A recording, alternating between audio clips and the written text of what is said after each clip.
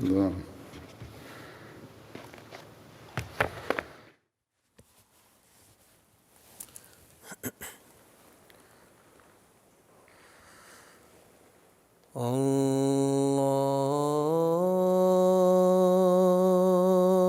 الله أكبر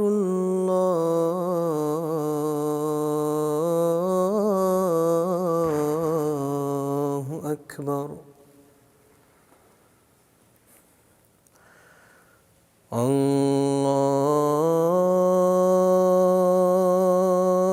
الله أكبر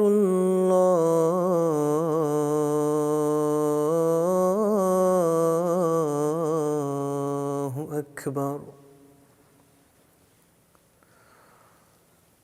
أشهد أن لا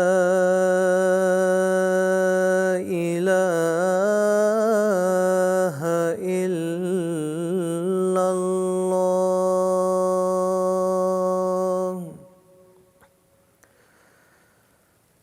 أشهد أن لا إله إلا الله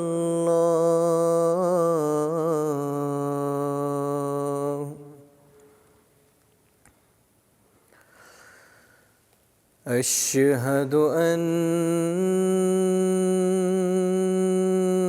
محمدًا رسول الله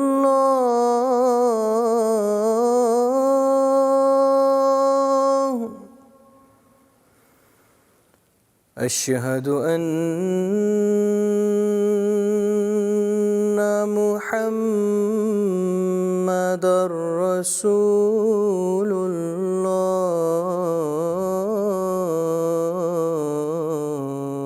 الله حي على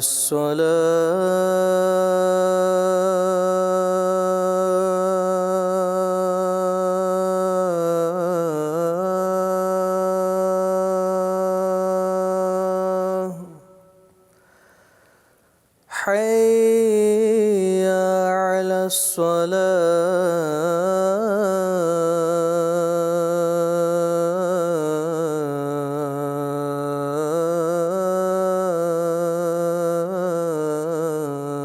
الصلاة حي على الفلاح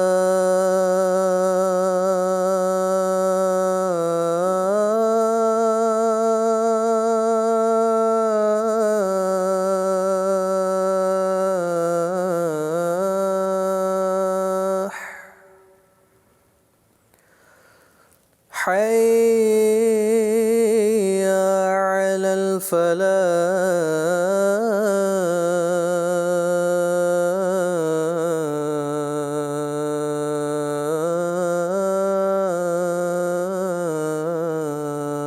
الفلاح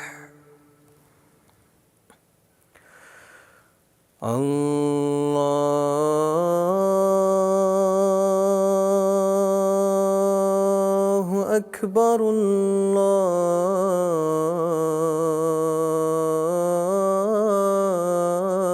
الله أكبر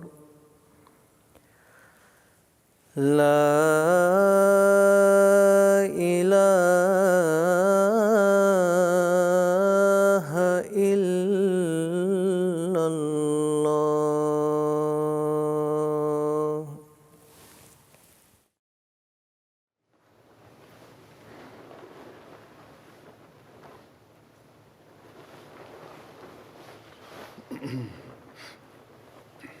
السلام علیکم ورحمۃ اللہ.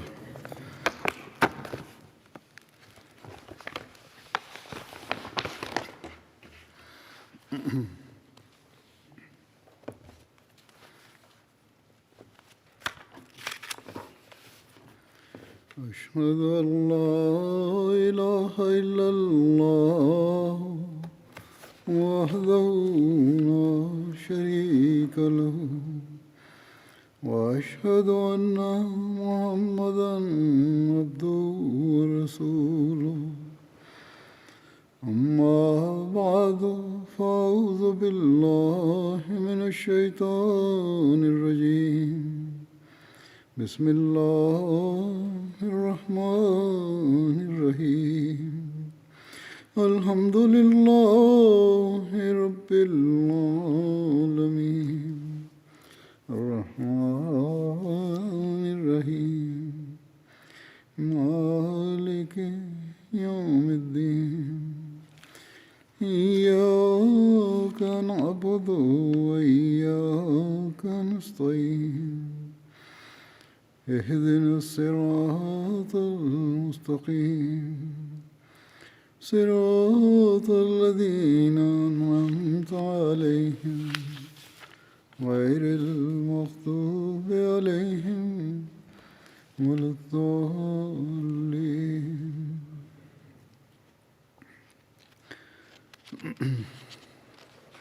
حضرت عمر رضی اللہ عنہ کا ذکر چل رہا تھا. آپ نے جن غزوات اور سرایا میں شرکت کی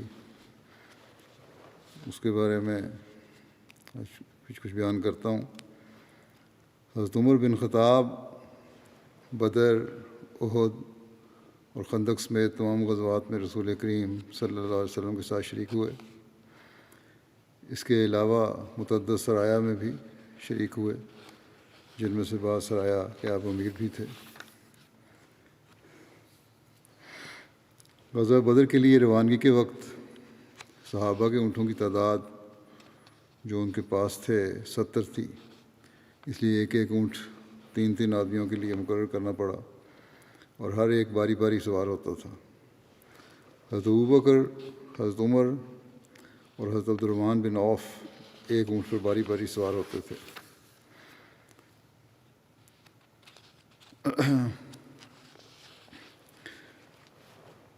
بدر کے لیے جب حضرت صلی اللہ علیہ وسلم نے روانگی فرمائی، اس کے ذکر میں آتا ہے کہ رسول کریم صلی اللہ علیہ وسلم ابو سفیان کے قافلے کی روک تھام کے لیے مدینہ سے نکلے جو شام کی طرف سے آ رہا تھا.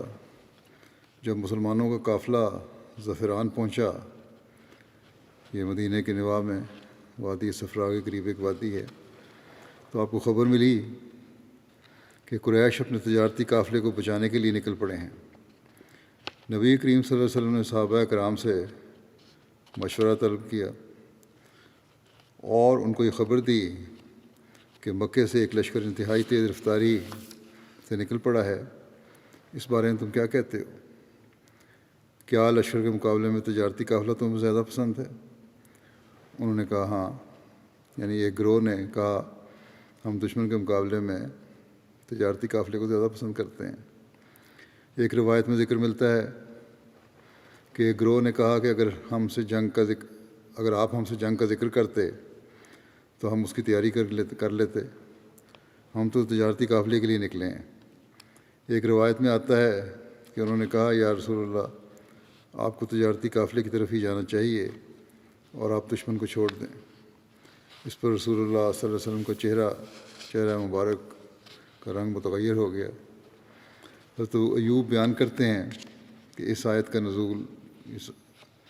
نزول کا سبب بھی یہی واقعہ ہے کہ کما اخراجہ کا ربوں کا من بیت کا بالحق و ان فریق من المومنین لکارہون.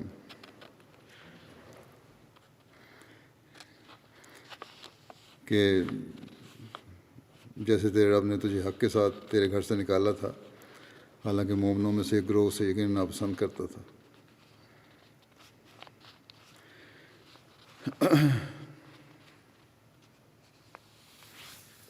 اس وقت حضرت ابوبکر کھڑے ہوئے اور گفتگو کی اور بہت عمدہ گفتگو کی. پھر حضرت عمر کھڑے ہوئے اور گفتگو کی اور بہت عمدہ گفتگو کی. پھر مقداد کھڑے ہوئے اور عرض کیا یا رسول اللہ، جس کا اللہ نے آپ کو حکم دیا ہے اس کی طرف چلیے، ہم آپ کے ساتھ ہیں. اللہ کی قسم ہم آپ سے یہ نہ کہیں گے جیسا کہ بنی اسرائیل نے موسیٰ سے کہا تھا کہ فاذهب انت وربک فقاتلا انا ہاہنا قاعدون. بس جا تو اور تیرا رب دونوں لڑو، ہم تو یہیں بیٹھے رہیں گے۔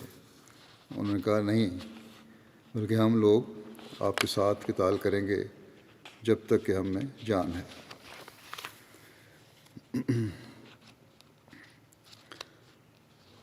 حضرت ابن عباس بیان کرتے ہیں کہ جب انہوں نے قیدیوں کو پکڑا، یعنی بدر کے موقع پر مسلمانوں نے قیدیوں کو پکڑا، تو رسول اللہ صلی اللہ علیہ وسلم نے حضرت ابوبکر اور حضرت عمر سے فرمایا ان قیدیوں کے بارے میں تمہاری کیا رائے ہے؟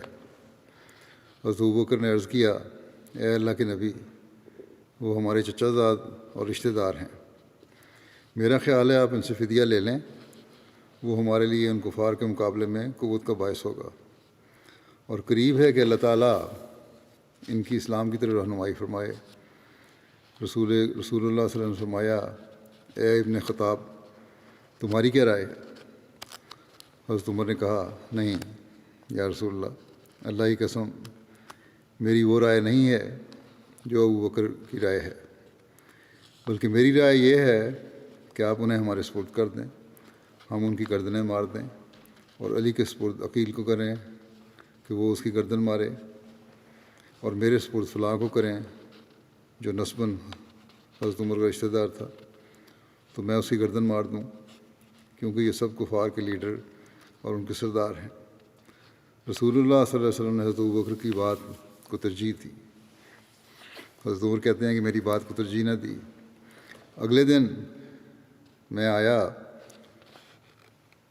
تو رسول اللہ صلی اللہ علیہ وسلم اور حضرت ابوبکر بیٹھے رو رہے تھے۔ میں نے عرض کیا یا رسول اللہ، مجھے بتائیے کس چیز نے آپ کو اور آپ کے ساتھی کو رلایا ہے؟ اگر مجھے رونا آیا تو میں بھی روؤں گا، وگرنہ میں آپ دونوں کے رونے کی طرح رونے کی صورت بناؤں گا۔ رسول اللہ صلی اللہ علیہ وسلم نے فرمایا میرے رونے کی وجہ یہ ہے جو تمہارے ساتھیوں نے میرے سامنے ان سے فدیہ لینے کی تجویز پیش کی تھی، میرے سامنے ان کا عذاب اس درخت سے زیادہ قریب ہے پیش کیا گیا ہے جو درخت اللہ کے نزدیک کے نبی صلی اللہ علیہ وسلم کے قریب ہی تھا، اور اللہ تعالیٰ نے یہ آیت نازل فرمائی ما کان لنبی ان یکون لہ اسری حتی یثخن فی الارض، یعنی کسی نبی کے لیے جائز نہیں کہ زمین میں خون ریز جنگ کے بغیر قیدی بنائے، اور پھر جو اگلی دو آیتیں چھوڑ کے یہ ہے یہاں فکلوا مما غنمتم حلالا طیبا، یعنی بس جو مال غنیمت تم حاصل کرو اس میں سے حلال اور پاکیزہ کھاؤ۔ بس اللہ نے ان کے لیے غنیمتیں جائز کر دیں۔ یہ مسلم کی روایت ہے، صحیح مسلم کی۔ اس حدیث کے شروع کے الفاظ جو ہیں کہ حضرت صلی اللہ علیہ وسلم اور حضرت ابوبکر رو رہے تھے، اور پھر آگے جو قرآنی آیات کے الفاظ ہیں ان میں جو مضمون بیان ہوا ہے وہ اس روایت کو مبہم سے کر دیتا ہے، واضح نہیں کرتا، بات واضح نہیں ہوتی۔ بہرحال اس روایت کو صحیح سمجھ کے اکثر کتب تاریخ اور سیرت میں مفسرین نے بیان کیا ہے کہ اللہ تعالیٰ نے گویا جنگ بدر کے قیدیوں سے فدیہ لینے والے فیصلے پر ناراضگی کا اظہار فرمایا اور حضرت عمر کی رائے کو پسند فرمایا۔ حضرت عمر کی سیرت اور سوانح لکھنے والے جب ایک الگ باب باندھتے ہیں کہ حضرت عمر کی رائے پر کون کون سی قرآن احکام نازل ہوئے، تو ان میں سے ایک یہ بھی درج کیا جاتا ہے کہ جنگ بدر کے قیدیوں کے بارے میں حضرت عمر کی رائے کو اللہ تعالیٰ نے ترجیح دی۔ لیکن یہ مبہم ہے، جیسا کہ میں نے کہا واضح نہیں ہوتا، بلکہ لگتا ہے کہ سیرت نگاروں اور مفسرین سے اس کو سمجھنے میں غلطی لگی ہے۔ بہرحال حضرت مسلم موعود رضی اللہ عنہ نے اس کو جو بیان فرمایا ہے وہ آپ کے ایک غیر مطبوعہ تفسیری نوٹ میں نوٹس میں سے ایک نوٹ ملا ہے جو ان روایات کی تردید کرتا ہے، اور یہ حضرت مسلم موعود کی جو وضاحت ہے وہی صحیح لگتی ہے۔ بلا وجہ حضرت عمر کے مقام کو اونچا کرنے کے لیے انہوں نے یہ لگتا ہے کہ روایت بنا دی یا اس کو غلط سمجھا گیا۔ بہرحال حضرت مسلم موعود فرماتے ہیں کہ آیت سورہ انفال کی آیت نمبر 2 کی تفسیر کرتے ہوئے کہ اسلام سے پہلے عرب میں رواج تھا، اور لکھتے ہیں کہ افسوس ہے کہ دنیا کے بعض حصوں میں اب تک یہ چلا آتا ہے کہ اگر جنگ نہ بھی ہو اور لڑائی نہ بھی ہو تب بھی قیدی پکڑ لیتے ہیں اور ان کو غلام بنا لیتے تھے۔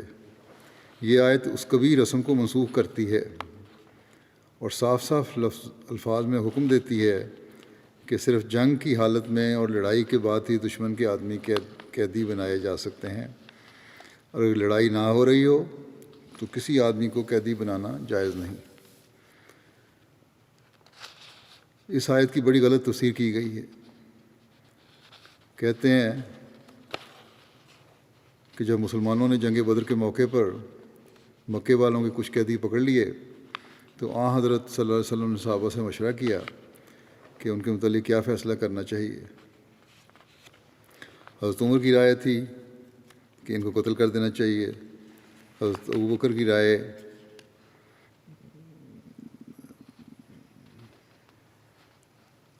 رائے تھی کہ فدیہ لے کر چھوڑ دینا چاہیے۔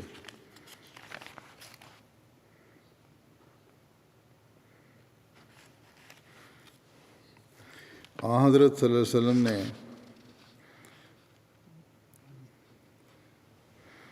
ابوبکر کی رائے کو پسند فرمایا، اور یہ 68 آیت ہے سورہ انفال کی جس میں یہ ہے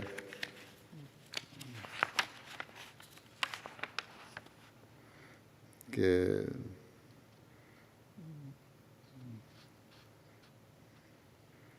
کسی نبی کے لیے جائز نہیں کہ زمین میں خون ریز جنگ کرے۔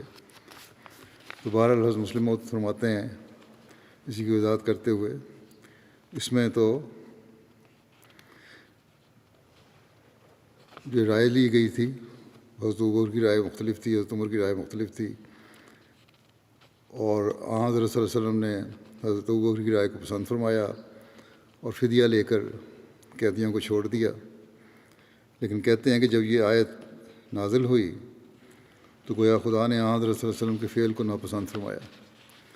قیدیوں کو قتل کر دینا چاہیے تھا اور فدیہ نہیں لینا چاہیے تھا۔ یہ تبری کی تفسیر میں ہے۔ بس مسلم لکھتے ہیں مگر یہ تفسیر غلط ہے۔ اول اس وقت تک خدا نے کوئی ایسا حکم نازل نہیں کیا تھا کہ قیدیوں کو فدیہ لے کر نہ چھوڑا جائے، اس لیے فدیہ قبول کرنے پر حضرت صلی اللہ علیہ وسلم پر کوئی الزام نہیں آ سکتا تھا۔ دوم، اس سے پیشتر حضرت صلی اللہ علیہ وسلم نے نخلا کے مقام پر 2 آدمیوں سے فدیہ لے کر ان کو چھوڑ دیا تھا، اور خدا نے آپ کے اس فعل کو ناپسند نہیں فرمایا تھا۔ سوم، صرف 2 آیتیں اور آگے چل کر خدا مسلمانوں کو اجازت دیتا ہے کہ مال غنیمت سے جو کچھ تم کو ملے اسے کھاؤ، وہ حلال اور طیب ہے۔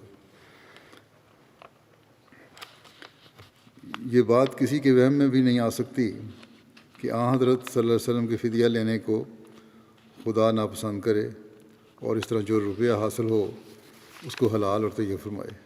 اس لیے یہ تفسیر ہی غلط ہے، اور صحیح تفسیر یہی ہے کہ اس آیت میں ایک عام اصول مقرر فرما دیا ہے کہ قیدی اسی صورت میں پکڑے جا سکتے ہیں کہ باقاعدہ جنگ ہو اور دشمن کو کاری ضربیں لگا کر مغلوب کر دیا گیا ہو۔ مفسرین قرآن میں سے علامہ امام رازی اور معروف سیرت نگار علامہ شبلی نعمانی کا بھی یہی موقف ہے جو حضرت مسلم موعود نے بیان فرمایا ہے۔ حضرت مرزا بشیر احمد صاحب لکھتے ہیں کہ مدینہ پہنچ کر حضرت صلی اللہ علیہ وسلم نے قیدیوں کے متعلق مشورہ کیا کہ ان کے متعلق کیا کرنا چاہیے۔ عرب میں بالعموم قیدیوں کو قتل کر دینے یا مستقل طور پر غلام بنا لینے کا دستور تھا، مگر حضرت صلی اللہ علیہ وسلم کی طبیعت پر یہ بات سخت ناگوار گزرتی تھی، اور پھر ابھی تک اس بارے میں کوئی الہی احکام بھی نازل نہیں ہوئے تھے۔ حضرت ابوبکر نے عرض کیا کہ میری رائے میں تو ان کو فدیہ لے کر چھوڑ دینا چاہیے، کیونکہ آخر یہ لوگ اپنے ہی بھائی بند ہیں، اور کیا تعجب کہ کل کو انہی میں سے فدائیان اسلام پیدا ہو جائیں۔ مگر حضرت عمر نے اس رائے کی مخالفت کی اور کہا کہ دین کے معاملے میں رشتہ داری کا کوئی پاس نہیں ہونا چاہیے، اور یہ لوگ اپنے افعال سے قتل کے مستحق ہو چکے ہیں، بس میری رائے میں ان سب کو قتل کر دینا چاہیے، بلکہ حکم دیا جائے کہ مسلمان خود اپنے ہاتھ سے اپنے اپنے رشتہ داروں کو قتل کریں۔ حضرت صلی اللہ علیہ وسلم نے اپنے فطری رحم سے متاثر ہو کر حضرت ابوبکر کی رائے کو پسند فرمایا اور قتل کے خلاف فیصلہ کیا، اور حکم دیا کہ جو مشرکین اپنا فدیہ وغیرہ ادا کر دیں انہیں چھوڑ دیا جاوے۔ چنانچہ بعد میں اسی کے مطابق الہی حکم بھی نازل ہوا۔ جب الہی حکم بھی فدیہ کے دینے کے بارے میں نازل ہو گیا، جیسا کہ خلیفہ مسیح ثانی نے بھی لکھا ہے،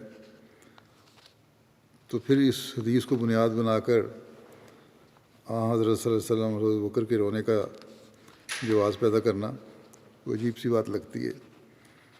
بہرحال حضرت مرزا بشیر احمد صاحب لکھتے ہیں کہ چنانچہ ہر شخص کے مناسب حال 1000 درہم سے لے کر 4000 درہم تک اس کا فدیہ مقرر کر دیا گیا، اور اس طرح سارے قیدی رہا ہوتے گئے۔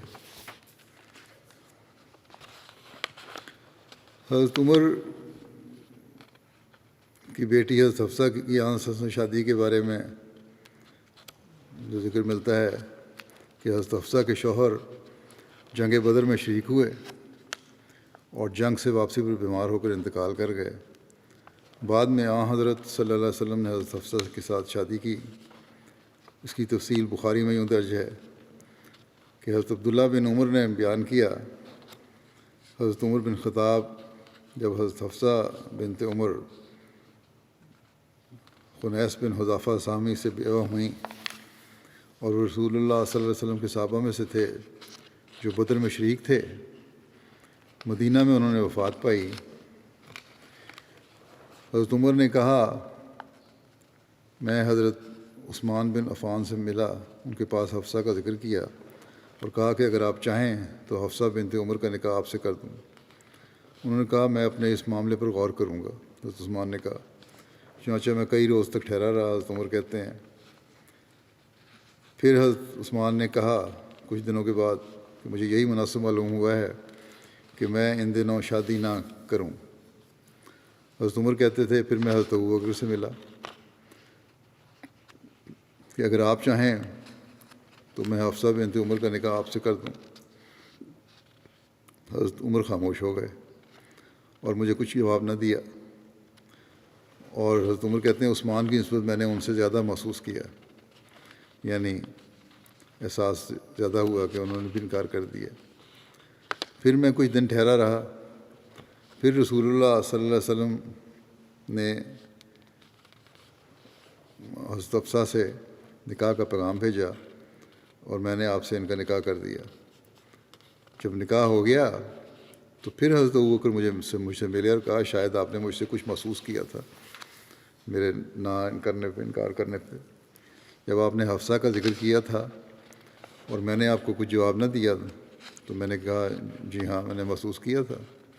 تو انہوں نے کہا کہ دراصل جو بات آپ نے پیش کی تھی اس کی نسبت آپ کو جواب دینے سے مجھے نہیں روکا تھا، مگر اس بات نے کہ مجھے علم ہو چکا تھا کہ رسول اللہ صلی اللہ علیہ وسلم نے حضرت حفصہ کا ذکر کیا تھا، اور میں ایسا نہیں تھا کہ رسول اللہ صلی اللہ علیہ وسلم کا یہ راز ظاہر کرتا، یعنی کہ حضرت ابوبکر کو یہ علم تھا کہ حضرت وسلم حضرت حفصہ سے رشتے کا اظہار کیا تھا وسلم نے۔ تو کہتے ہیں میں نے یہ راز تھا وسلم کا، اس کو ظاہر نہیں کر سکتا تھا، اور اگر حضرت صلی اللہ علیہ وسلم اسے ترک کر دیتے تو میں ضرور تمہارے اس رشتے کو قبول کر لیتا۔ یہ حضرت ابوبکر نے جواب دیا۔ اس واقعہ کی تفصیل کچھ سیز خاتم النبیین میں بھی حضرت مرزا بشیر احمد صاحب نے لکھی ہے۔ کہتے ہیں کہ حضرت عمر بن خطاب کی ایک صاحبزادی تھیں جن کا نام حفصہ تھا۔ وہ خنیس بن حذافہ کے عقد میں تھیں، جو ایک مخلص صحابی تھے اور جنگ بدر میں شریک ہوئے تھے۔ بدر کے بعد مدینہ واپس آنے پر خنیس بیمار ہو گئے اور اس بیماری سے جانبر نہ ہو سکے۔ ان کی وفات کے کچھ عرصے بعد حضرت عمر کو حفصہ کے نکاح ثانی کا فکر دامنگیر ہوا۔ اس وقت حفصہ کی عمر 20 سال سے اوپر تھی۔ حضرت عمر نے اپنی فطرتی سادگی میں خود عثمان بن عفان سے مل کر ان سے ذکر کیا کہ میری لڑکی حفصہ اب بیوہ ہے، آپ اگر پسند کریں تو اس کے ساتھ شادی کر لیں، مگر حضرت عثمان نے ٹال دیا۔ اس کے بعد حضرت عمر نے حضرت ابوبکر سے ذکر کیا، لیکن حضرت ابوبکر نے بھی خاموشی اختیار کی اور کوئی جواب نہ دیا۔ اس پر حضرت عمر کو بہت ملال ہوا اور انہوں نے اسی ملال کی حالت میں حضرت صلی اللہ علیہ وسلم کی خدمت میں حاضر ہو کر آپ سے ساری سرگزشت عرض کر دی۔ آپ نے فرمایا، عمر کچھ فکر نہ کرو، خدا کو منظور ہوا تو حفصہ کو عثمان و ابوبکر کی نسبت بہتر خامند مل جائے گا، اور عثمان کو حفصہ کی نسبت بہتر بیوی ملے گی۔ یہ آپ نے اس لیے فرمایا کہ آپ حفصہ کے ساتھ شادی کر لینے اور اپنی لڑکی ام کلثوم کو حضرت عثمان کے ساتھ بیاہ کر دینے کا ارادہ کر چکے تھے، جس سے حضرت ابوبکر اور حضرت عثمان دونوں کو اطلاع تھی، اور اس لیے انہوں نے حضرت عمر کی تجویز کو ٹال دیا تھا۔ اس کے کچھ عرصے بعد حضرت صلی اللہ علیہ وسلم نے حضرت عثمان سے اپنی صاحبزادی ام کلثوم کی شادی فرما دی، اور اس کے بعد آپ نے خود اپنی طرف سے حضرت عمر کو حفصہ کے لیے پیغام بھیجا۔ حضرت عمر کو اس سے بڑھ کر اور کیا چاہیے تھا؟ انہوں نے نہایت خوشی سے رشتے کو قبول کیا، اور شعبان 3 ہجری میں حضرت حفصہ حضرت صلی اللہ علیہ وسلم کے نکاح میں آ کر حرم نبوی میں داخل ہو گئی۔ جب یہ رشتہ ہو گیا تو حضرت ابوبکر نے حضرت عمر سے کہا کہ شاید آپ کے دل میں میری طرف سے کوئی ملال ہو۔ بات یہ ہے کہ مجھے رسول اللہ صلی اللہ علیہ وسلم کے ارادے سے اطلاع تھی، لیکن میں آپ کی اجازت کے بغیر آپ کے راز کو ظاہر نہیں کر سکتا تھا۔ ہاں، اگر آپ کا یہ ارادہ نہ ہوتا تو میں بڑی خوشی سے حفصہ سے شادی کر لیتا۔ حفصہ کے نکاح میں ایک تو یہ خاص مصلحت تھی کہ حضرت عمر کی صاحبزادی تھیں، جو گویا حضرت ابوبکر کے بعد تمام صحابہ میں افضل ترین سمجھے جاتے تھے، اور حضرت صلی اللہ علیہ وسلم کے مقربین میں خاص میں سے تھے۔ بس آپس کے تعلقات کو زیادہ مضبوط کرنے اور حضرت عمر اور حفصہ کے اس صدمہ کی تلافی کرنے کے واسطے جو خنیس بن حذافہ کی بے وقت موت سے ان کو پہنچا تھا، حضرت صلی اللہ علیہ وسلم نے مناسب سمجھا کہ حفصہ سے خود شادی فرما لیں، اور دوسری عام مصلحت یہ مد نظر تھی کہ حضرت صلی اللہ علیہ وسلم کی جتنی زیادہ بیویاں ہوں گی، اتنی عورتوں میں جو بنی نوع انسان کا نصف حصہ بلکہ بعض جہاز سے نصف بہتر حصہ ہیں، دعوت و تبلیغ اور تعلیم کا کام زیادہ وسیع پیمانے پر اور زیادہ آسانی سے اور زیادہ خوبی کے ساتھ ہو سکے گا۔ غزوہ احد کے بارے میں لکھا ہے عمر کے حوالے سے، غزوہ احد کے موقع پر جب خالد بن ولید نے مسلمانوں پر حملہ کیا تو مسلمان اس اچانک حملے سے سنبھل نہ سکے۔ اس کو تفصیل حضرت مرزا بشیر احمد صاحب نے یوں لکھی ہے کہ قریش کے لشکر نے قریباً چاروں طرف سے گھیرا ڈال رکھا تھا اور اپنے پے در پے حملوں سے ہر آن دباتا چلا آتا تھا۔ اس پر بھی مسلمان شاید تھوڑی دیر بعد سنبھل جاتے، مگر غضب یہ ہوا کہ قریش کے ایک بہادر سپاہی عبداللہ بن قمیہ نے مسلمانوں کے علم بردار مصعب بن عمیر پر حملہ کیا، جنہوں نے جھنڈا اٹھایا تھا، اور اپنی تلوار کے وار سے ان کا دائیں بازو کاٹ گرایا۔ مصعب نے فوراً دوسرے ہاتھ میں جھنڈا تھام لیا اور ابن قمیہ کے مقابلے کے لیے آگے بڑھے، مگر اس نے دوسرے وار میں ان کا دوسرا ہاتھ بھی قلم کر دیا۔ اس پر مصعب نے اپنے دونوں کٹے ہوئے ہاتھوں کو جوڑ کر گرتے ہوئے اسلامی جھنڈے کو سنبھالنے کی کوشش کی اور اسے چھاتی سے چمٹا لیا، جس پر ابن قمیہ نے ان پر تیسرا وار کیا اور اب کی دفعہ مصعب شہید ہو کر گر گئے۔ جھنڈا تو کسی دوسرے مسلمان نے فوراً آگے بڑھ کر تھام لیا، مگر چونکہ مصعب کا ڈیل ڈال حضرت صلی اللہ علیہ وسلم سے ملتا تھا، ابن کمیہ نے سمجھا کہ میں نے محمد صلی اللہ علیہ وسلم کو مار لیا، یا یہ بھی ممکن ہے کہ اس کی طرف سے یہ تجویز میں شرارت اور دھوکہ دہی کے خیال سے ہو۔ بہرحال اس نے مصعب کو شہید ہو کر گرنے پر شور مچا دیا کہ میں نے محمد صلی اللہ علیہ وسلم کو مار لیا۔ اس خبر سے مسلمانوں کے رہے سہے اوسان بھی جاتے رہے اور ان کی جمعیت بالکل منتشر ہو گئی۔ بہت سے صحابی سراسیمہ ہو کر میدان سے بھاگ نکلے۔ اس وقت مسلمان 3 حصوں میں منقسم تھے۔ ایک گروہ وہ تھا جو حضرت صلی اللہ علیہ وسلم کی شہادت کی خبر سن کر میدان سے بھاگ گیا تھا، مگر یہ گروہ سب سے تھوڑا تھا، لیکن جیسا کہ قرآن شریف میں ذکر آتا ہے اس وقت کے خاص حالات اور ان لوگوں کے دلی ایمان اور اخلاص کو مد نظر رکھتے ہوئے اللہ تعالیٰ نے انہیں معاف فرما دیا۔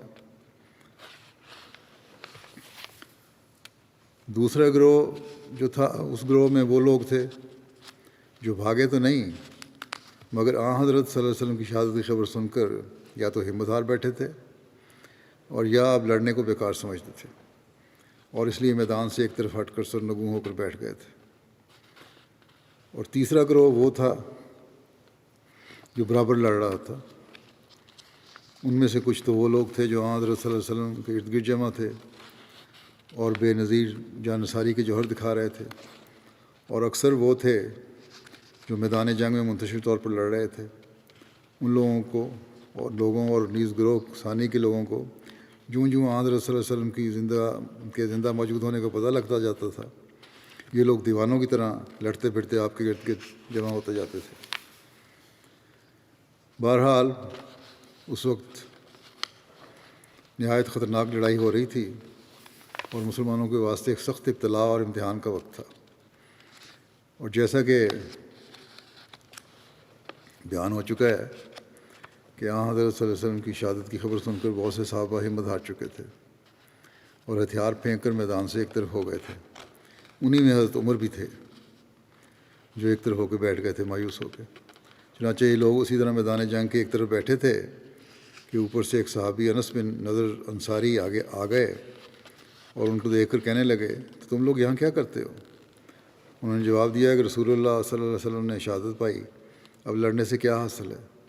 انس نے کہا کہ یہی لڑنے کا وقت ہے تا جو موت رسول اللہ صلی اللہ علیہ وسلم نے پائی وہ ہمیں بھی نصیب ہو، اور پھر آپ کے بعد زندگی کا بھی کیا لطف ہے۔ اور پھر ان کے سامنے سعد بن معاذ آئے تو انہوں نے یعنی حضرت انس نے کہا کہ سعد مجھے تو پہاڑی سے جنت کی خوشبو آ رہی ہے۔ یہ کہہ کر انس دشمنوں کی صف میں گھس گئے اور لڑتے لڑتے شہید ہوئے، اور جنگ کے بعد دیکھا گیا تو ان کے بدن پر 80 سے زیادہ زخم تھے اور کوئی پہچان نہ سکتا تھا یہ کس کی لاش ہے۔ آخر ان کی بہن نے ان کی انگلی دیکھ کر شناخت کیا۔ رسول اللہ صلی اللہ علیہ وسلم اپنے چند صحابہ کے ساتھ پہاڑ کی گھاٹی پر پہنچے ہی تھے اس کے وقت کہ کفار کے گروہ نے گھاٹی پر حملہ کیا۔ ان میں خالد بن ولید بھی تھا۔ حضور صلی اللہ علیہ وسلم نے اس وقت دعا کی کہ اللہم انہ لا ینبغی لہم ان یعلونا، اے اللہ یہ لوگ ہمارے پاس نہ پہنچ سکیں۔ اس پر حضرت عمر بن خطاب نے چند مہاجرین کے ساتھ ان مشرکین کا مقابلہ کیا اور مارتے مارتے ان کو بھگا دیا۔ حضرت مرزا بشیر احمد صاحب لکھتے ہیں کہ ابو سفیان اپنے چند ساتھیوں کے ساتھ لے کر اس درے کی طرف بڑھا جہاں مسلمان جمع تھے، اور اس کے قریب کھڑے ہو کر پکار کر بولا کہ مسلمانوں، کیا تم میں محمد ہے؟ حضرت صلی اللہ علیہ وسلم نے ارشاد فرمایا کوئی جواب نہ دے۔ چنانچہ سب صحابہ خاموش رہے۔ پھر اس نے ابو بکر و عمر کا پوچھا مگر اس پر بھی آپ کے ارشاد کے ماتحت کسی نے جواب نہ دیا، جس پر اس نے بلند آواز سے فخر کے لہجہ میں کہا یہ سب لوگ مارے گئے ہیں، کیونکہ اگر وہ زندہ ہوتے تو جواب دیتے۔ اس وقت حضرت عمر سے نہ رہا گیا اور بے اختیار ہو کر بولے اے عدو اللہ، تو جھوٹ کہتا ہے، ہم سب زندہ ہیں اور خدا ہمارے ہاتھوں سے تمہیں ذلیل کرے گا۔ ابو سفیان نے حضرت عمر کی آواز پہچان کر کہا کہ عمر سچ سچ بتاؤ، کیا محمد زندہ ہے؟ حضرت عمر نے کہا کہ ہاں ہاں، خدا کے فضل سے وہ زندہ ہیں اور تمہاری یہ باتیں سن رہے ہیں۔ ابو سفیان نے کسی قدر دھیمی آواز میں کہا تو پھر ابن کمیہ نے جھوٹ کہا ہے کیونکہ میں تمہیں اس سے زیادہ سچا سمجھتا ہوں۔ اس کے بعد ابو سفیان نے نہایت بلند آواز سے پکار کے کہا، اولو حبل، یعنی اے حبل، تیری شان بلند ہو۔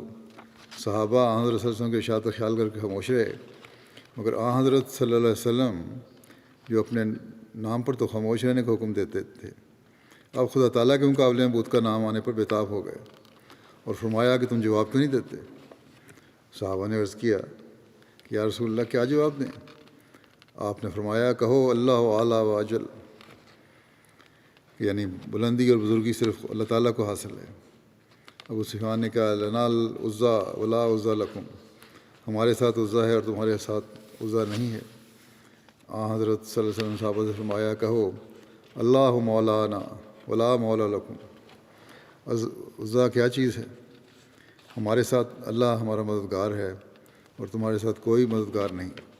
اس کے بعد ابو سفیان نے کہا کہ لڑائی ایک ڈول کی طرح ہوتی ہے جو کبھی چڑھتا اور کبھی گرتا ہے، بس یہ دن بدر کے دن کا بدلہ سمجھو، اور تم میدان جنگ میں ایسی لاشیں پاؤ گے جن کے ساتھ مسلح کیا گیا ہے۔ میں نے اس کا حکم نہیں دیا، مگر جب مجھے اس کا علم ہوا تو مجھے اپنے آدمیوں کا یہ فعل کچھ برا بھی نہیں لگا، اور ہمارے اور تمہارے درمیان آئندہ سال انہی ایام میں بدر کے مقام پر پھر جنگ کا وعدہ رہا۔ ایک صحابی نے حضرت صلی اللہ علیہ وسلم کی ہدایت کے متحد جواب دیا کہ بہت اچھا یہ وعدہ رہا۔ بہرحال یہ کہہ کر ابو سفیان اپنے ساتھیوں کو لے کر نیچے اتر گیا اور پھر قریش کا لشکر تھا مکہ کی طرف روانہ ہوا۔ جب رسول اللہ صلی اللہ علیہ وسلم غزوہ احد کے بعد مدینہ پہنچے، منافقین اور یہود خوشیاں منانے لگے اور مسلمانوں کو برا بھلا کہنے لگے، اور کہنے لگے کہ محمد صلی اللہ علیہ وسلم بادشاہت کے طلبگار ہے، اور آج تک کسی نبی نے اتنا نقصان نہیں اٹھایا جتنا انہوں نے اٹھایا، خود بھی زخمی ہوئے اور ان کے اصحاب بھی زخمی ہوئے، اور کہتے تھے کہ اگر تمہارے وہ لوگ جو قتل ہوئے ہمارے ساتھ رہتے تو کبھی قتل نہ ہوتے۔ حضرت عمر نے رسول اللہ صلی اللہ علیہ وسلم سے ان منافقین کے قتل کی اجازت چاہی کہ اس طرح جو باتیں کر رہے ہیں، تو آپ صلی اللہ علیہ وسلم نے فرمایا کیا وہ اس شہادت کا اظہار نہیں کرتے کہ اللہ کے سوا کوئی معبود نہیں اور میں اللہ کا رسول ہوں؟ کلمہ تو پڑھتے ہیں نا یہ لوگ۔ اس پر حضرت عمر نے عرض کیا کہ کیوں نہیں، یہ تو کہتے ہیں، لیکن اللہ کے ساتھ منافقانہ باتیں بھی کر رہے ہیں۔ لیکن حضرت عمر نے کہا یہ اس لیے کہتے ہیں کہ تلوار کے خوف سے، بس ان کا معاملہ ظاہر ہو گیا ہے، اب جب ان کے دل کی باتیں نکل گئی ہیں اور اللہ نے ان کے کینوں کو ظاہر کر دیا ہے تو پھر انتقام لینا چاہیے، ان سے سزا دینی چاہیے ان کو۔ آپ صلی اللہ علیہ وسلم نے فرمایا کہ مجھے اس کے قتل سے منع کیا گیا ہے جو اس شہادت کا اظہار کرے، مجھے اس کے قتل سے منع کیا گیا ہے جو اس شہادت کا اظہار کرے۔ جس نے یہ کلمت پڑھ لیا مجھے ایسے شخص کے قتل سے منع کیا گیا ہے۔ یہ ذکر انشاءاللہ آئندہ چلے گا، کچھ محرومین کا میں ذکر کرنا ہے اب، اس لیے یہاں ختم کرتا ہوں۔ لیکن اس سے پہلے میں دعا کے لیے بھی کہنا چاہتا ہوں۔ گزشتہ ہفتے بھی میں نے کہا تھا مظلوم فلسطینیوں کے لیے دعا کریں۔ گو کہ جنگ بندی ہو گئی ہے، لیکن تاریخ ہمیں یہی بتاتی ہے کہ کچھ عرصے کے بعد کہیں نہ کہیں سے کسی نہ کسی طریقے سے کسی نہ کسی بہانے سے دشمن ان فلسطینیوں کو ظلم کا نشانہ بناتے رہتے ہیں اور کوئی نہ کوئی وجہ بنتی جاتی ہے۔ اللہ تعالیٰ رحم فرمائے اور فلسطینیوں کے لیے بھی حقیقی آزادی میسر آئے۔ اللہ تعالیٰ ان کو ایسے لیڈر بھی عطا فرمائے جن میں عقل و فراست بھی ہو اور مضبوطی بھی ہو، جو اپنے بات کو کہنے اور اپنے حق لینے والے بھی ہوں۔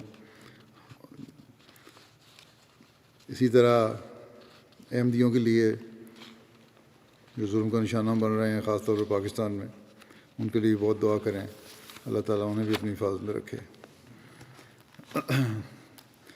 جنازوں میں سے آج جن کا پہلا ذکر ہے وہ قریشی محمد افضل صاحب، قریشی محمد فضل اللہ صاحب، نائب نادر ارشاد قادیان تھے، جو 27 اپریل کو وفات پا گئے۔ انا للہ و انا الیہ راجعون۔ ان کی والدہ کے دادا اور والد کے نانا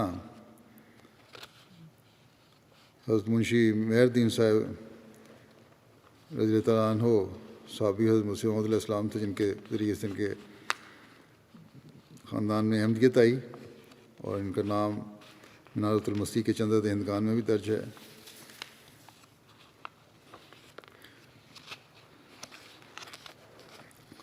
فراغت کے بعد، جامعہ سے فراغت کے بعد قریشی صاحب نے 23 سال 5 ماہ جامعہ احمدیہ میں تدریس کا کام کیا، اور قرآن مجید، اردو کلام، صرف و نحو اور ادب عربی وغیرہ کے مضامین پڑھائے، اور کل عرصہ خدمت ان کا 37 سال 7 ماہ بنتا ہے۔ اللہ کے فضل سے مرحوم موسی تھے۔ عثمان خان میں اہلیہ اور ایک بیٹا اور 2 بیٹیاں ہیں۔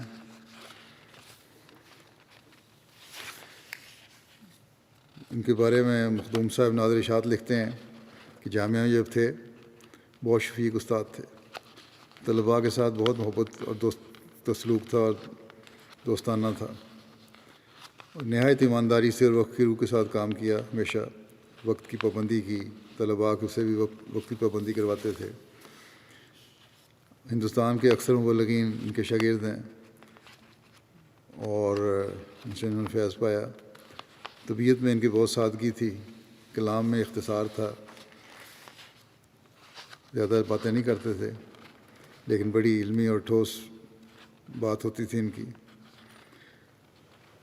نائب صدر خدام احمدیہ بھارت کے طور پہ ان کو خدمت کی توفیق ملی۔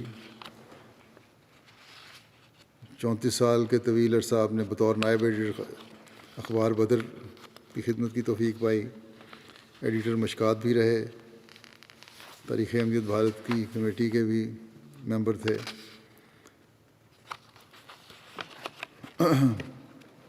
جو کمپیوٹرائز ایڈیشن چھپا تھا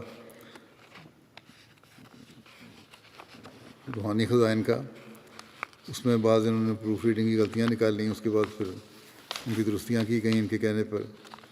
بڑی باریک بینی سے ہر چیز دیکھا کرتے تھے، پروف ریڈنگ کرتے تھے۔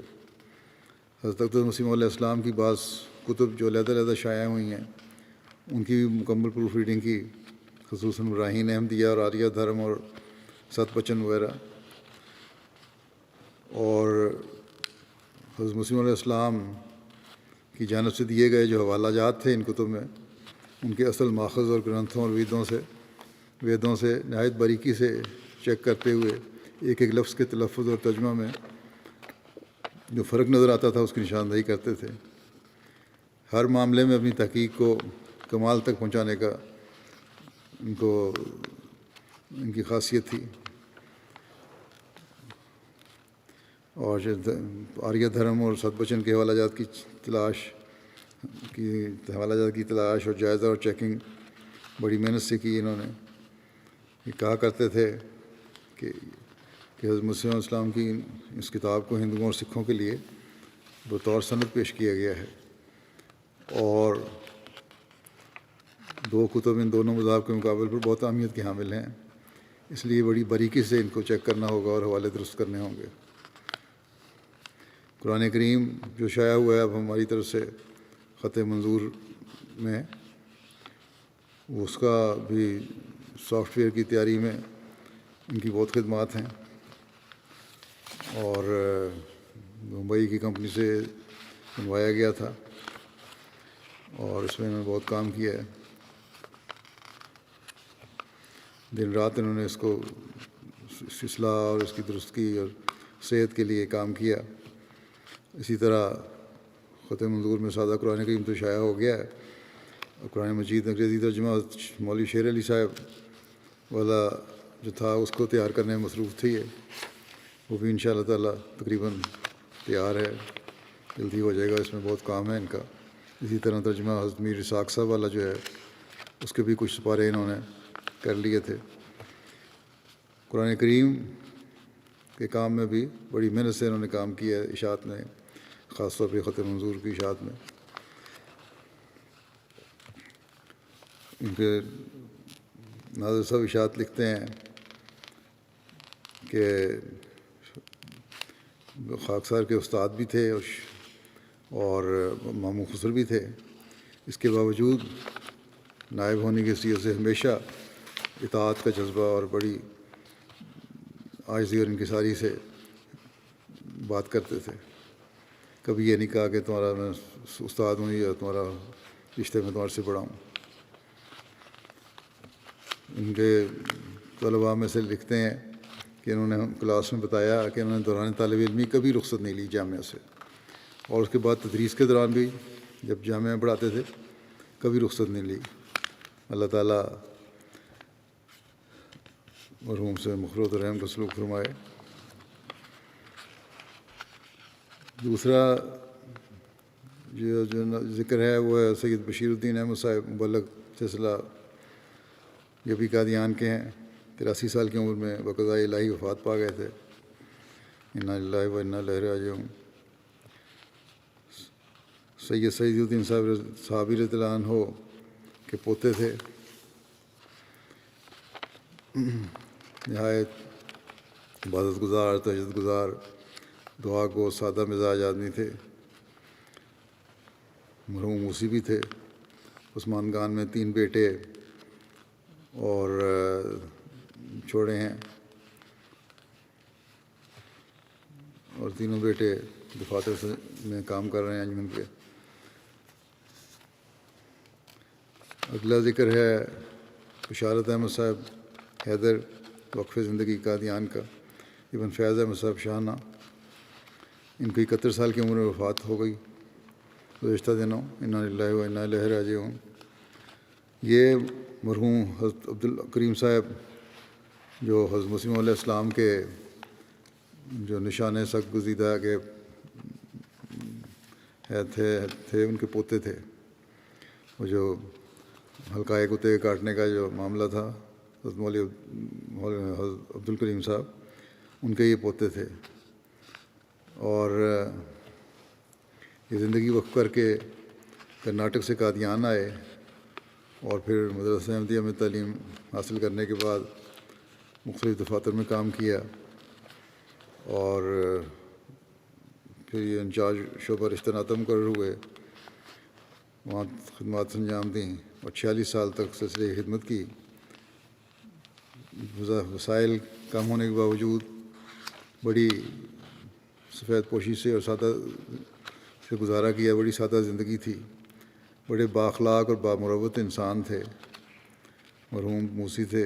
اہلیہ کے علاوہ 3 بیٹیاں ہیں جن کو انہوں نے تعلیم بھی اچھی دلوائی, اور پھر واقعی زندگی سے ان سب کی شادیاں کیں. اگلا ذکر ہے مکرم محترم ڈاکٹر محمد علی خان صاحب, امیر جماعت احمدیہ ضلع پشاور کا, جو 67 سال کی عمر میں گزشتہ ماہ ان کی وفات ہوئی ہے. انا للہ و انا الیہ راجعون.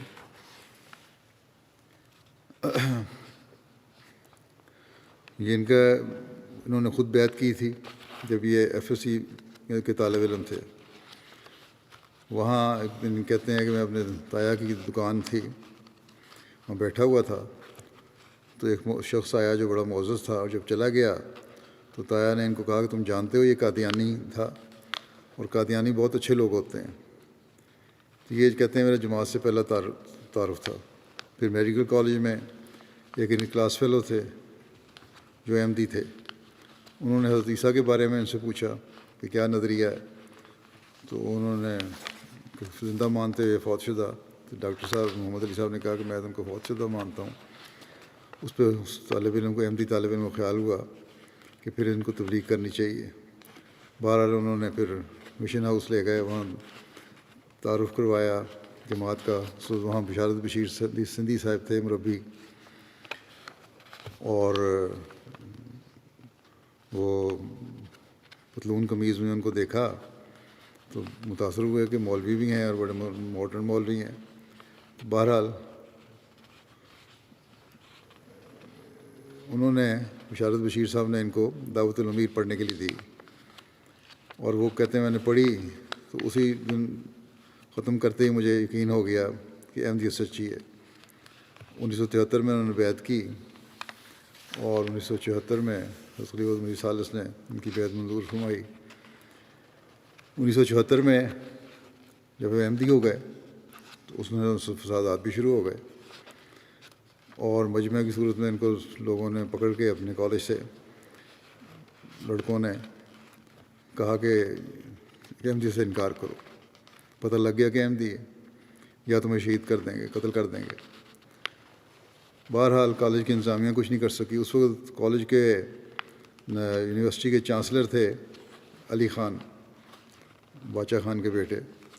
وہ وہاں آئے اور ان کو ان لوگوں سے چھڑوا کر لے گئے اپنے ساتھ، اور اپنے سواری میں، اور شہر سے باہر جا کے ان کو چھوڑ دیا. وہاں سے یہ کہتے ہیں میں پیدل اپنے گاؤں پہنچا ننگے پاؤں، اور باپ نے کہا کہ تم اپنے آپ کو بھی تکلیف میں ڈال رہے ہو اور ہمیں بھی بدنام کر رہے ہو، کیوں نہیں احمدیت چھوڑ دیتے؟ انہوں نے کہا میں احمدیت نہیں چھوڑ سکتا. بہرحال کہتے ہیں میرے والد صاحب سے مباحثہ جاری رہا، اور حالات کی خرابی کی وجہ سے تعلیم بھی جاری نہیں رکھ سکا. بڑے برے حالات تھے، لیکن احمدیت پہ قائم رہا. ایک دن ان کے والد صاحب نے کہا کہ دیکھو اس مسئلے کو ختم کرو، چھوڑو احمدیت. تو انہوں نے کہا کہ میرا ایک ہی حل ہے اس کا ختم کرنے کا، کہ جب آپ میرا کھانا بھجواتے ہیں اس میں زہر ملا دیں تاکہ میں مر جاؤں اور آپ کا مسئلہ حل ہو جائے. والد کو انہوں نے کہا کیونکہ میں حضرت مسیح علیہ السلام اور آپ کی جماعت کو نہیں چھوڑ سکتا. اور اس کے بعد آپ کے والد صاحب نے کبھی پھر آپ کو نہیں کہا کہ احمدیت چھوڑ دو. والد صاحب کی ان کی وفات ہوئی ہے تو آپ ان کی وفات پر گئے، مگر نماز جنازہ نہیں پڑھی. لوگوں نے کہا کہ قبائلی روایات کے بڑا خلاف ہے اور بڑی نفرت کا اظہار کیا، کیسا بیٹا ہے وہ آپ کا جنازہ نہیں پڑھا. تو انہوں نے کہا کہ میرے لیے حضرت مسیح علیہ السلام زیادہ اہمیت رکھتے ہیں، باقی سب بعد میں. اسی طرح ان کی والدہ نے انسان کو بہت برا سلوک کیا. انہوں نے کہا تم میرے بیٹے نہیں ہو، اور ہر چیز سے ان کو جائیداد وغیرہ سے آگ کر دیا. تو انہوں نے پھر اس کے بعد گاؤں نہیں گئے اپنے، لیکن والدہ کی مدد کرتے رہے. اور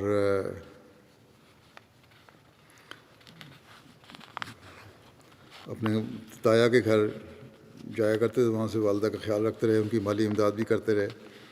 وہ بھی جو فوت ہوئی ہیں تو ان کے جنازہ بھی نہیں پڑھا. اس طرح انہوں نے اپنے ایک چھوٹے بھائی کو بھی احمدی کر لیا تھا، انہوں نے بھی جنازہ نہیں پڑھا.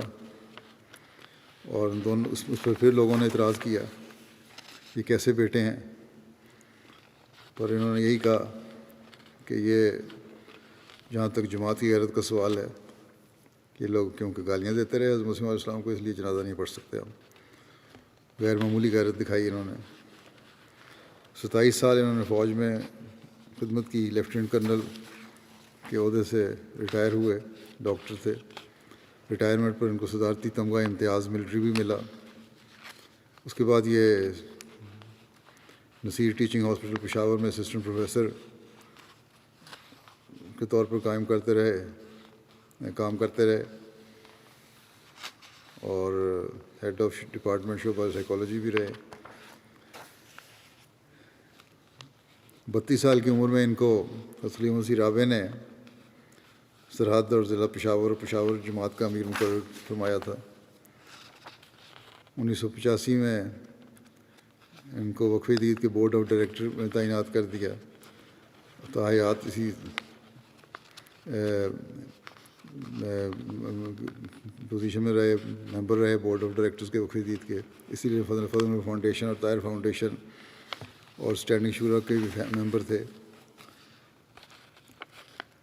ان کے چھوٹے بھائی ہیں کرنل ایوب صاحب، ان کا میں نے ذکر کیا، انہوں نے بھی احمدیت قبول کر لی.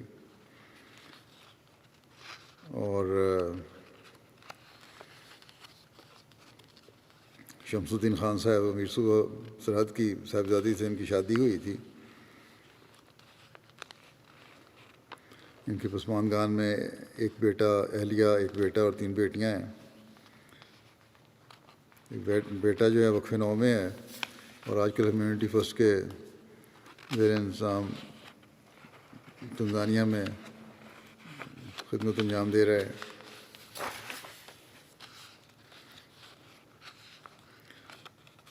لکھتے ہیں کہ ڈاکٹر محمد علی خان صاحب سچائی، دیانتداری، بے نفسی اور کھرے پن میں اپنا ایک خاص انفرادی مقام رکھتے تھے. کبھی بھی دولت، اخراجات، دنیاوی اموال یا کسی چیز کا کبھی ذکر نہ کرتے. یہ ہر بچے نے ان کے لکھا ہے یہی بات. اور ہمیشہ نہایت ہی مطمئن اور خوش زندگی گزاری. ہر قسم کے حالات میں انہوں نے پشاور کے نہایت مشکل حالات میں نہایت پیار اور خدا تعالیٰ کی مدد اور نصرت پر بھروسہ کرتے ہوئے پشاور جماعت کی قیادت کی. پشاور کے لوگ ان کی وفات پر بہت دکھی ہیں. خلافت سے بے انتہا تعلق تھا اور اطاعت کی مثالی تھی ان کی. حضرت مسیح علیہ السلام سے محبت کا تعلق، حضرت صلی اللہ علیہ وسلم سے عشق کا تعلق، اللہ تعالیٰ کی توحید کے لیے ہر قربانی کے لیے تیار رہنے والے، بے شمار کی خوبیوں کے مالک تھے.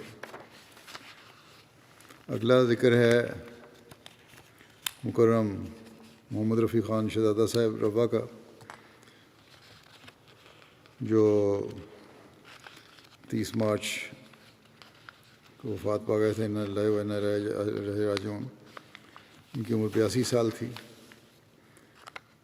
مرحوم حضرت مسیح علیہ السلام کے صحابہ حضرت غلام رسول صاحب خان اور عائشہ پٹھانی صاحبہ کے نواسے اور حضرت عبدالستار خان صاحب المعروف بزرگ صاحب کے پڑنواسے تھے.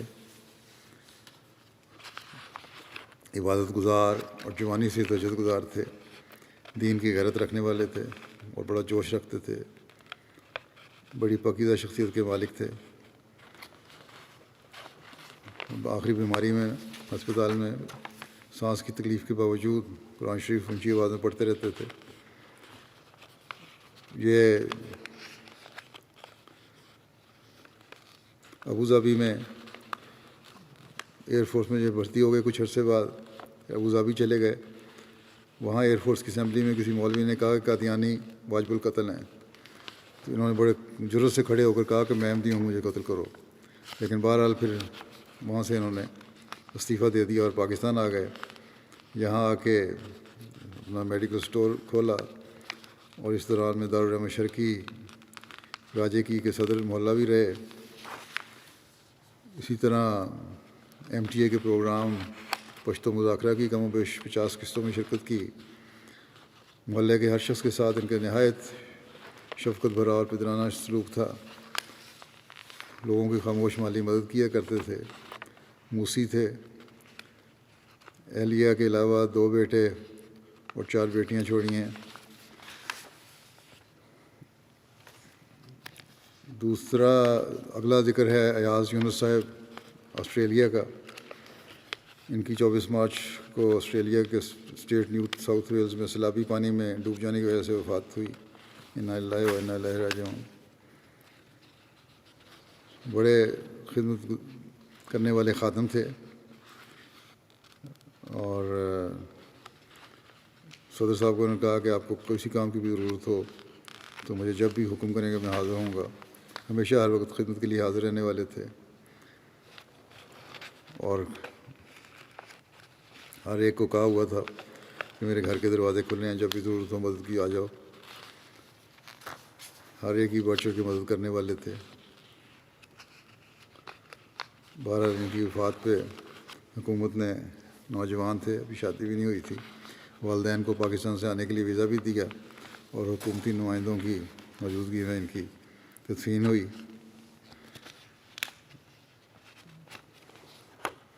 اگلا ذکر ہے میاں طاہر احمد صاحب ابن میاں قربان حسین صاحب کا، جو سابق کارکن تھے وکالت مال ثالث روا کے. اور ادریس احمد صاحب یہاں کے جو ہمارے اسلام آباد میں انجینئر ہیں پروجیکٹ کے، ان کے والد تھے. 77 سال کی عمر میں ان کی وفات ہوئی ہے. انا للہ و انا الیہ راجعون. جماعت میں، مقامی جماعت میں سیکرٹری تربیت تھے، نائب صدر اور زعیم انصار اللہ کے طور پر خدمت میں جلاتے رہے. تہجد گزار اور نوافل کی ادائیگی کرنے والے، قرآن مجید کی باقاعدہ تلاوت کرنے والے تھے. موسی تھے. عثمان خان میں اہلیہ کے علاوہ 2 بیٹیاں اور 3 بیٹے چھوڑے ہیں. اگلا ذکر ہے رفیق آفتاب صاحب UK کا، جو فاروق آفتاب صاحب کے والد تھے. ان کی بھی اپریل میں گزشتہ مہینے وفات ہوئی 63 سال کی عمر میں. انا للہ و انا الیہ راجعون. فاروق صاحب لکھتے ہیں کہ میرے والد بہت خوبیوں کے مالک تھے، عاجز، شریف النفس، ہر ایک کے ساتھ میل ملاپ رکھنے والے، خوش مزاج اور قابل احترام خوش مزاج تھے، لوگوں کا احترام کرنے والے، مہمان نواز. اور بہت سارے لوگوں نے ہمیں فون کر کے یہی بتایا ہے، ان خوبیوں کی گواہی دی ہے. بہت مخلص اور فدائی تھے، بچوں کو بھی خلافت کی طرف کے قریب رہنے کی طرف ہمیشہ توجہ دلائی، اور اسی کا نتیجہ ہے کہ بچے جماعت کی خدمت بھی کر رہے ہیں. اگلا ذکر ہے محترمہ زرینہ اختر صاحبہ، اہلیہ مرزا نصیر احمد صاحب، چٹھی مسیح جامعہ احمدیہ UK کے استاد ہیں ان کا، جو گزشتہ مہینے وفات پا گئیں. انا للہ و انا الیہ راجعون. یہ بھی صحابہ کی اولاد میں سے تھیں اور بڑی صابر شاکر، اپنے والدین اور ساس اور سسر سب کی انہوں نے خدمت کا حق ادا کیا. واقف زندگی خامد کے ساتھ وفا اور قناعت سے گزارا کیا. گھانا میں رہیں تو بڑے برے حالات کے باوجود، معاشی حالات کے، بڑے صبر اور شکر سے بچوں کے ساتھ گزارا کیا انہوں نے، کبھی شکوہ نہیں لائیں منہ پہ. مرحومہ موسیاں تھیں، ان کے ایک بیٹے واقف زندگی ہیں، MTA میں کام کر رہے ہیں، مرزا توقیر احمد. اگلا جنازہ ہے حافظ محمد اکرم صاحب کا، جو اسی مہینے طاہر ہاٹ میں 80 سال کی عمر میں وفات پا گئے. انا للہ و انا الیہ راجعون.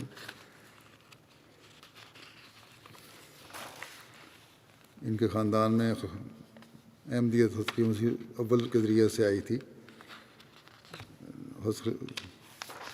اور اس کے بعد ان کے دادا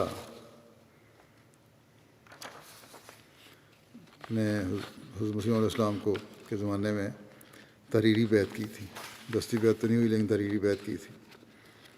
ان کے ایک نواسے عبدالخبیر رضوان یہاں دفتر PS UK میں خدمت بجا لا رہے ہیں.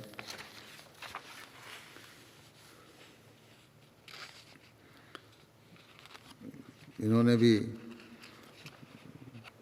جماعت کی خدمت کے لیے اپنے آپ کو پیش کیا، اور تصدیق کے لیے جب محمد احمد صاحب مظہر جو سابق امیر تھے ضلع فیصل آباد کے، ان کے پاس گئے تو انہوں نے کہا آپ کے دین کی خدمت کرنی ہے، آپ یہاں میرے پاس دین کی خدمت کریں. اور وہاں پھر بحیثیت کارکن فیصل آباد جماعت میں انہوں نے ساری عمر گزاری اور ہمیشہ دین کو دنیا پر مقدم کیا، اپنے آپ کو وقت سمجھا.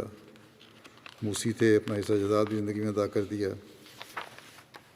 بڑے تہجد گزار اور بلا ناغہ تہجد ادا کرنے والے. فیصل آباد میں بہت سے بچوں کو قرآن کریم پڑھانے اور حفظ کرانے کی توفیق پائی. اپنے چھوٹے بیٹے کو بھی قرآن شریف حفظ کروایا. اگلا ذکر ہے محترم چودھری نور احمد ناصر صاحب کا، جو 82 سال کی عمر میں وفات پا گئے تھے گزشتہ دنوں. یہ چودھری محمد عبداللہ صاحب درویش قادیان کے سب سے بڑے بیٹے تھے. ان کے 2 بیٹے اللہ تعالیٰ کے فضل سے واقف زندگی ہیں.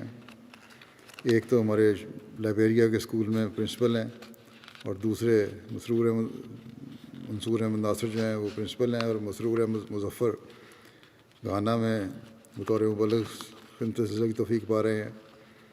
اور یہ دونوں بیٹے میدان عمل میں ہونے کی وجہ سے اپنے باپ کے جنازے میں شامل نہیں ہوئے تھے، مرحوم موسی تھے. اگلا جنازہ ہے مکرم محمود احمد منہاس صاحب ابن حکیم عبید اللہ منہاس صاحب کا، جو 75 سال کی عمر میں وفات پا گئے گزشتہ ماہ. انا للہ و انا الیہ راجعون. ان کے ایک بیٹے مبلغ ہیں راشد محمود منہاس. وہ کہتے ہیں مرحوم ایک درویش صفت انسان تھے، بے شمار خوبیوں کے مالک تھے، باقاعدگی سے تہجد ادا کرنے والے، خلافت کی شدائی، غریبوں اور بے قصوں کی مدد کرنے کے لیے ہر وقت تیار تھے. ان کے یہ بیٹے بھی گھانا میں میدان عمل میں ہونے کی وجہ سے جنازے میں شامل نہیں ہوئے. اسی طرح ایک دوسرے بیٹے ملیشیا میں ہونے کی وجہ سے شامل نہیں ہوئے. ان سب کو اللہ تعالیٰ صبر اور حوصلہ عطا فرمائے، ان مرحومین کی اولادوں کو، ان کے لواحقین کو، اور ان سب کے درجات بلند فرمائے، مغفرت اور رحم کا سلوک فرمائے.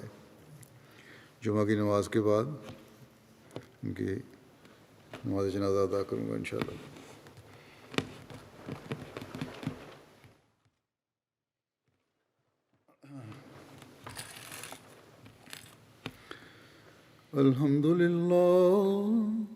الحمد لله نحمده ونستعينه ونستغفره ونؤمن به ونتوكل عليه ونعوذ بالله من شرور أنفسنا ومن سيئات أعمالنا من يهده الله فلا مضل له ومن يضلل فلا هادي له ونشهد أن لا إله إلا الله ونشهد أن محمدا عبده ورسوله عباد الله رحمكم الله إن الله يأمر بالعدل والإحسان وإيتاء ذي القربى وينهى عن الفحشاء والمنكر والبغي يعظكم لعلكم تذكرون اذكروا الله يذكركم وادعوه يستجب لكم ولذكر الله أكبر